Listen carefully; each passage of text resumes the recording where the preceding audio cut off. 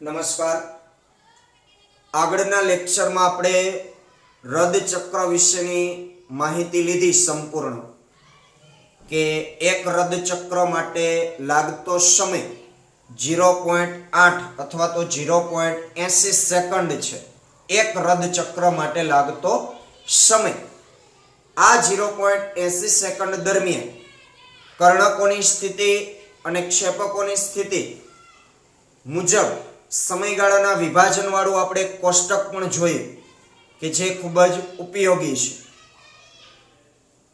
ત્યારે મેં ચર્ચા કરેલી હતી કે આ જે ક્ષેપકો છે એ જ્યારે સિસ્ટોલ પામે છે 0.30 સેકન્ડ સુધી, તો ત્યારે ક્ષેપકો છે એનું સંકોચન થવાને કારણે રુધિરથી એ ખાલી થઈ જતા હોય છે. તો હવે જ્યારે ક્ષેપકોનું સંકોચન થાય છે, સિસ્ટોલ થાય છે, ત્યારે જમણા ક્ષેપકમાંથી રુધિર ફુફુસ્ય ધમનીમાં જાય છે અને ડાબા ક્ષેપકમાંથી રુધિર મહાધમની કાંડમાં જાય છે. તો આ ક્ષેપકો દ્વારા એક હૃદચક્ર સમય કેટલા રુધિરને ધક્કો મારવામાં આવે છે એની આપણે વાત કરવાની છે. અને આ જે કદ હોય એ કદને ઇંગ્લિશમાં કહેવાય સ્ટ્રોક વોલ્યુમ અથવા તો સ્પંદન કદ. તો એની આપણે વ્યાખ્યા સમજીએ. સ્ટ્રોક વોલ્યુમ અથવા તો ગુજરાતીમાં કહેવાય સ્પંદન કદ. આ સ્ટ્રોક વોલ્યુમ એટલે શું એની આપણે ચર્ચા કરીએ. તો મેં કીધું એ પ્રમાણે કે જ્યારે ક્ષેપકોનું સિસ્ટોલ થાય છે એટલે કે સંકોચન થાય છે 0.30 સેકન્ડ માટે, એ સમયગાળા દરમિયાન ક્ષેપકોમાંનું રુધિર છે એ હૃદયમાંથી બહાર ધકેલવામાં આવે છે. તો એ કેટલું રુધિર બહાર ધકેલવામાં આવે છે એને કહેવાય સ્ટ્રોક વોલ્યુમ અથવા તો સ્પંદન કદ. તો આપણે એવું લખશું કે સિસ્ટોલ દરમિયાન બંને ક્ષેપકોમાંથી રુધિરને હૃદયની બહાર ધકેલવામાં આવે છે. તો હવે કેટલું રુધિર ધકેલવામાં આવે છે એને જ આપણે સ્ટ્રોક વોલ્યુમ કહેવું છે.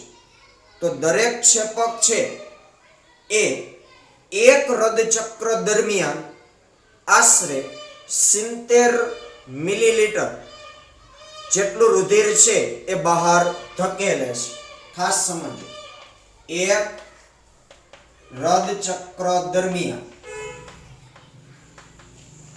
દરેક ક્ષેપક આશરે કેટલું રુધિર 70 મિલીલીટર એટલે કે 70 ml ટૂંકમાં 70 ml રુધિર બહાર ધકેલે છે. એક હૃદચક્ર, એક મિનિટમાં નહીં, એક હૃદચક્રની વાત કરીએ છીએ. એક હૃદચક્ર એટલે 0.80 સેકન્ડ ની આપણે વાત કરીએ છીએ. તો એક હૃદચક્ર દરમિયાન બંને ક્ષેપકમાંથી કેટલું રુધિર બહાર ધકેલવામાં આવે છે? 70 મિલી જેટલું.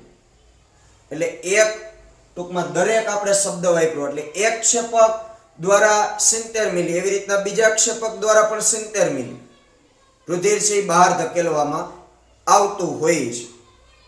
તો હવે અહીં આપણે એક હૃદચક્રનો આંકડો મેળવો છે અને આ જે આંકડો છે એને જ શું કહેવાય? સ્ટ્રોક વોલ્યુમ એટલે કે સ્પંદન કદ, કે જે દરેક ક્ષેપક દ્વારા એક ધબકારા દ્વારા પંપિંગ થયેલું આ રુધિરનું કદ છે. ક્ષેપકો દ્વારા પંપિંગ થયેલું એટલે કે ધકેલાયેલું. ક્ષેપકોનું સંકોચન થાય એટલે એને પંપિંગ થયું કહેવાય. તો બંને ક્ષેપકોમાંથી 70 મિલી રુધિર છે એ બહાર ધકેલાશે. તો આ બહાર ધકાયેલું રુધિરનું કદ છે જેને કહેવાય સ્ટ્રોક વોલ્યુમ. એના પછીનો એક બીજો શબ્દ આપણે સમજવાનો છે કાર્ડિયાક વોલ્યુમ. Cardiac volume. હવે અહીં ટૂંકમાં આપણે સામૂહિક ચર્ચા કરવાની છે. તો કાર્ડિયાક વોલ્યુમ આપણે કઈ રીતે ગણશું? તો 1 મિનિટમાં અહીં આપણે એક હૃદ ચક્રની વાત કરી એટલે કે 0.80 સેકન્ડ. હવે આપણે વાત કરવાની છે 1 મિનિટમાં દરેક ક્ષેપક દ્વારા ધકેલવામાં આવતા કુલ રુધિરનું કદ એટલે કાર્ડિયાક વોલ્યુમ. એટલે 1 મિનિટે દરેક ક્ષેપક દ્વારા બહાર ધકેલાયેલ રુધિરનું કુલ કદ. 1 મિનિટે દરેક ક્ષેપક દ્વારા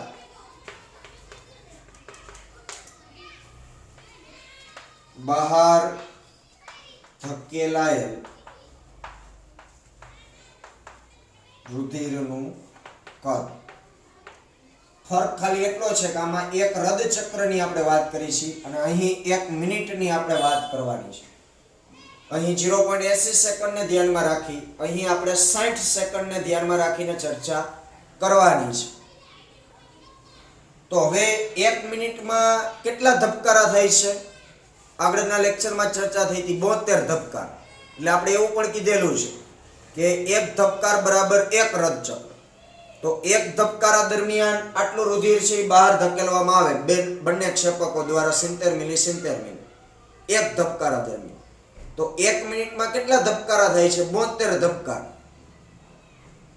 તો 72 ધબકારા દરમિયાન જેટલું રુધિર બહાર ધકેલાય એ ગુણાકાર આપણે કરી કે 72 ધબકાર ગુણ્યા એક ધબકારા દરમિયાન ધકેલવામાં આવતું રુધિર એવી ત્રિરાશિ માંડી તો એ ગુણાકાર કઈ રીતે થશે?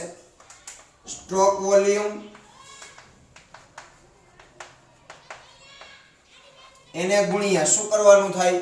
ધબકારા, હૃદયના ધબકારાનો દર પ્રતિ મિનિટ.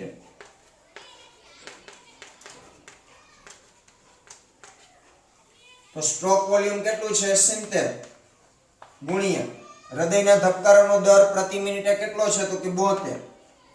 આ બંનેનો તમે ગુણાકાર કરો એટલે લગભગ 5040 મિલી જવાબ આવે. પણ રાઉન્ડ ફિગર આપણે લઈ તો હું આને 5000 મિલી લખી શકું રાઉન્ડ ફિગર, અથવા તો આપણે 5 લીટર પણ કહી શકીએ. 5000 મિલી એટલે 5 લીટર જ થયું ને. આમ તમે 70 ગુણ્યા 72 કરો એટલે 5040 મિલી જવાબ આવે. પણ રાઉન્ડ ફિગર આપણે લઈ 5000 મિલી અથવા તો એને 5 લીટર પણ આપણે કહી શકીએ. આ ઓલું નથી, પ્રતિ નથી બતાવતું, અથવા મેં લખ્યું છે બરોબર. 5000 મિલી અથવા તો 5 લીટર. તો આનો મતલબ એવો થશે કે કાર્ડિયાક વોલ્યુમ કેટલું હશે? 5 લીટર.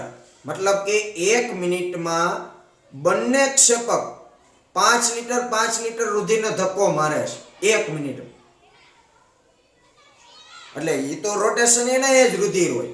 ધક્કો મારી દે એટલે કે નવું વરી ન આવતું રુધિર. તો આ પુરુષની અંદર આપણે આંકડો લખાયો હતો તમને કે સ્વસ્થ કોઈ પુખ્ત પુરુષ હોય તો એમાં 5 થી 6 લીટર કુલ રુધિર હોય, સ્ત્રી હોય તો એમાં 4 થી 5 લીટર હોય. એટલે રુધિર તો એના એ જ હશે, પણ આ સર્ક્યુલેશનની વાત છે. તો 1 મિનિટમાં એક ક્ષેપક 5 લીટર ધક્કો મારી દે, બીજું ક્ષેપક 5 લીટર ધક્કો મારી દે, એને કહેશું આપણે કાર્ડિયાક વોલ્યુમ. રેડી? ચાલો, તો આપણે આ સ્ટ્રોક વોલ્યુમ તથા હૃદ દરને બદલવાની ક્ષમતા ધરાવી છે. આ એક સરેરાશ સ્વસ્થ વ્યક્તિની આપણે વાત કરી હતી. આ જે કંઈ આંકડાઓ હોય એ તંદુરસ્ત સામાન્ય સ્થિતિમાં વ્યક્તિમાં જોવા મળતા સ્ટ્રોક વોલ્યુમ અને હૃદયના ધબકારાની વાત હતી. પણ એમાં આપણે વધારો ઘટાડો કરી શકીએ છીએ. કઈ રીતે? કે આપણે કસરત કરી તો ત્યારે એ આંકડાઓ બદલી જાય, કારણ કે ત્યારે હૃદય ધબકવાનો દર પણ ઊંચો હોય, 72 કરતાં વધી જશે ધબકાર. આપણે કસરત કરીએ ત્યારે અથવા વોકિંગ કરતા હોય ત્યારે, સીડી ચડતા હોય ત્યારે. તો હવે ધબકારા વધે તો સામે સ્ટ્રોક વોલ્યુમ, કાર્ડિયાક વોલ્યુમ એ પણ વધે. એટલે એ આપણી સ્થિતિ ઉપર આધાર રાખે છે. બાકી સામાન્ય સંજોગોમાં આ મુજબના આંકડાઓ જોવા મળે. બાકી એના દરમાં વધઘટ થતું હોય છે. એ પછી મનુષ્યની સ્થિતિ ઉપર આધાર રાખે છે કે એ સામાન્ય સ્થિતિમાં હશે તો સામાન્ય બધા આંકડાઓ હશે, કસરત કરતો હશે, દોડતો હશે, સીડી ચડીએ તો પણ એમાં ફેરફાર થઈ જાય, હૃદયના ધબકારા વધી જાય એટલે આંકડાઓ પણ ફેરફાર થશે. રેડી? ચાલો, તો આ વાત થઈ આપણે સ્ટ્રોક વોલ્યુમ અને કાર્ડિયાક વોલ્યુમ. હવે જે નીચેનો પેરેગ્રાફ છે એમાં આપણે વાત કરવાની છે હૃદયના અવાજોની. આપણે કોઈ ડોક્ટર પાસે જાય એટલે પહેલું કામ ડોક્ટર શું કરે? હેન્ડ સ્પ્રી ભરાવે. એની હેન્ડ સ્પ્રી હો, એ હેન્ડ સ્પ્રીનું નામ શું છે? સ્ટેથોસ્કોપ. એમાં આપણા હૃદયની અંદર ચાલતું જે મ્યુઝિક હોય એ સંભળાતું હોય એને, એટલે ડોક્ટરોની હેન્ડ સ્પ્રી કહેવાય, સ્પેશિયલ હેન્ડ સ્પ્રી. આવી નહીં બ્લૂટૂથ ટાઈપનું, બરોબર? એ તો બધા જાણી છે, તો ખાલી મજાક કરું છું. તો એનું નામ શું છે? સ્ટેથોસ્કોપ. આ સ્ટેથોસ્કોપની મદદથી હૃદયના ધબકારાઓને આપણે સાંભળી શકીએ છીએ. તો ક્યારેક તમે, ભગવાન ન કરે તમને દવાખાનું દેખાડે, પણ કોઈના ભેગા તમે જાઓ અને ડૉક્ટર સાથે તમારા સારા સંબંધ હોય, બરોબર, તો વિનમ્રતાથી તમે સ્ટેથોસ્કોપ માગી, અત્યારે ન માગતા, કોરોનાનો સમય છે, સ્ટેથોસ્કોપ માગી અને ક્યારેક સાંભળજો તમારા હૃદયના ધબકારા. તો એમાં એવા વિશિષ્ટ બે અવાજો આવતા હોય છે વારાફરતી, અને એના આધારે ડોક્ટર નક્કી કરતા હોય છે, બરોબર, કે હૃદય વ્યવસ્થિત કામ કરે છે કે નહીં. એ અવાજોને આધારે જે વ્યવસ્થિત ડોક્ટરો હશે, બરોબર, તો એ ઘડિયાળ સામે ધ્યાન રાખીને સાંભળતા હોય કે આટલી સેકન્ડ થઈ તો એમાં આટલા કારણ કે 60 સેકન્ડમાં 72 ધબકારા થાય, તો ભલે એ 60 સેકન્ડ સુધી ન જોવે, પણ 10 સેકન્ડ જોવે ત્યાં એને આઈડિયા આવી જાય કે ના, બરોબર, ધબકારાનો દર બરોબર ચાલે છે. એટલે પહેલું કામ ડોક્ટરો એ કરતા હોય છે. તો આપણે એની વાત કરીએ હૃદયના અવાજોની, બરોબર, જે ડોક્ટરો સાંભળે છે. એટલે તમે લગભગ નહીં સાંભળ્યું હોય તો સારું, એમાં કઈ અભિમાન કરવા જેવી વાત નથી, બરોબર, કઈ મોટું આપણે તીર નથી માર્યું.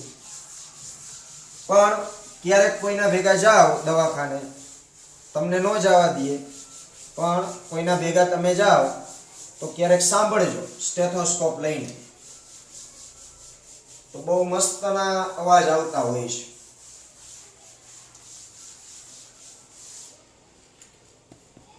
તો આપણે વાત કરીએ હૃદયના અવાજોની. 2 માર્કની અંદર પૂછી શકાય, હૃદયમાં આવતા અવાજો સમજાવો. તો હૃદયની અંદર 2 પ્રકારના અવાજો છે એ સંભળાતા હોય છે. એમાં આપણે પ્રથમ અવાજની વાત કરીએ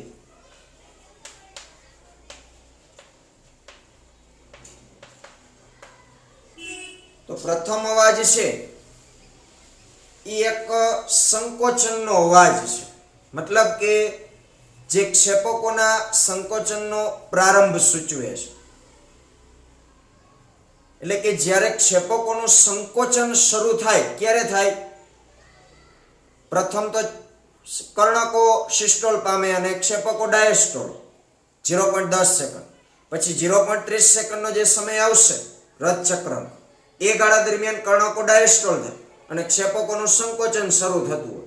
તો ક્ષેપકોનું જ્યારે સંકોચન શરૂ થતું હોય એ પહેલા, અમુક ક્ષણ પહેલા જ એક અવાજ આવતો હોય છે. અને આ જે અવાજ છે એ ઓલા બંને વાલ, મિત્રલ વાલ એટલે કે દ્વિદલ વાલ અને ત્રિદલ વાલ, આ બંને વાલ્વો બંધ થવાથી એ અવાજ ઉત્પન્ન થતો હોય છે. અને આ અવાજ હશે લબ, એવો અવાજ આવશે, લબ, બરોબર. ચાલો, તો આ પ્રથમ અવાજ છે એ એક સંકોચન અવાજ છે. અવાજ છે જે ક્ષેપકોનું સંકોચન સૂચવે છે. એટલે કે જ્યારે દ્વિદલ અને ત્રિદલ વાલ્વો બંધ થાય છે ત્યારે પ્રથમ અવાજ આવે છે અને એ પ્રથમ અવાજનો સૂર કેવો હશે? લબ. લબ એટલે LUBB એવી રીતના એ અવાજ આપણને આમ લબ લબ એ ટાઈપનો અવાજ છે સંભળાશે થાય છે ત્યારે લબ અવાજ સંભળાય છે. આ જે લબ અવાજ છે એ પ્રથમ અવાજ હશે રદચક્ર, બરોબર, કે જે દ્વિદલ અને ત્રિદલ વાલ્વ બંધ થવાને કારણે આવતો હોય છે. એ લબનો જે સ્પેલિંગ છે એટલે એમાં આ રીતે LUBB આ રીતે આમ ટૂંકમાં અવાજ છે એ થતો હોય લ અ બ બ એ ટાઈપનો, બરોબર. ચાલો, ત્યાર પછીનો જે દ્વિતીય અવાજ છે, દ્વિતીય અવાજ, આ દ્વિતીય અવાજ છે એ એક ડાયસ્ટોલિક અવાજ છે કે જે ક્ષેપકોના ડાયસ્ટોલનો પ્રારંભ સૂચવે છે. તે એક ડાયસ્ટોલિક, અહીં આપણે સંકોચન ગુજરાતીમાં લખ્યું, ત્યાં હું સિસ્ટોલિક લખું તોય ચાલે, અહીં આપણે વિકોચન લખીએ તોય ચાલે. તો ડાયસ્ટોલિક અવાજ છે જે શું સૂચવે છે? ક્ષેપકોનું વિકોચન અથવા શિથિલન અથવા તો ડાયસ્ટોલ સૂચવે છે. અને આ અવાજ ત્યારે આવશે કે જ્યારે બંને અર્ધચંદ્રાકાર વાલ્વો જે હોય, બંને અર્ધચંદ્રાકાર વાલ્વ, આ બંને અર્ધચંદ્રાકાર વાલ્વો જ્યારે બંધ થાય છે ત્યારે બીજો અવાજ આવે છે અને એ અવાજ હશે ડપ. બીજો અવાજ શું હશે? ડપ અવાજ સંભળાય છે. ડપ નો સ્પેલિંગ થશે DUP, બરોબર, એટલે ડ અ પ આ ટાઈપ. તો આવા સ્વરૂપમાં આપણને એ અવાજ છે એ સંભળાતો હોય છે. અહીં જે પહેલો અવાજ છે તો એ પહેલા અવાજ કરતા આ થોડોક તીણો હોય છે, અવાજ પાતળો હોય છે. લબ અવાજ થોડોક આમ જાડો હોય, ડપ અવાજ થોડોક પાતળો હોય, તીણો હોય અને ઓછો સમય લે. અને ઓલો લબ એ અવાજ થોડોક આમ લાંબો ચાલે, બરોબર, અને આ થોડોક ઝડપથી પૂરો થઈ જાય. તો આજે હૃદયના ધબકારાને અંદર ચાલતા આ વાલ્વોની પ્રક્રિયાથી ઉત્પન્ન થતા જે અવાજ છે તે અવાજને સ્ટેથોસ્કોપ નામના સાધનની મદદથી સાંભળી શકાય. અને હૃદયના અવાજોનો અભ્યાસ છે તેને આલેખ ઉપર નિશાની કરીને કરી શકાય, જેને ફોનોકાર્ડિયોગ્રાફી કહે છે, બરોબર. એની પણ આપણે આગળ ચર્ચા કરવાની થશે. ECG ઇલેક્ટ્રોકાર્ડિયોગ્રામ, બરોબર, તો એમાં આગળ આપણે વાત કરીશું. તો અહીં હૃદચક્ર વિશેની સંપૂર્ણ માહિતી પૂરી થઈ. હવે આપણે વાત કરવાનું છે ઇલેક્ટ્રોકાર્ડિયોગ્રામ ECG, જેની ચર્ચા આપણે આવતા લેક્ચરમાં કરીશું.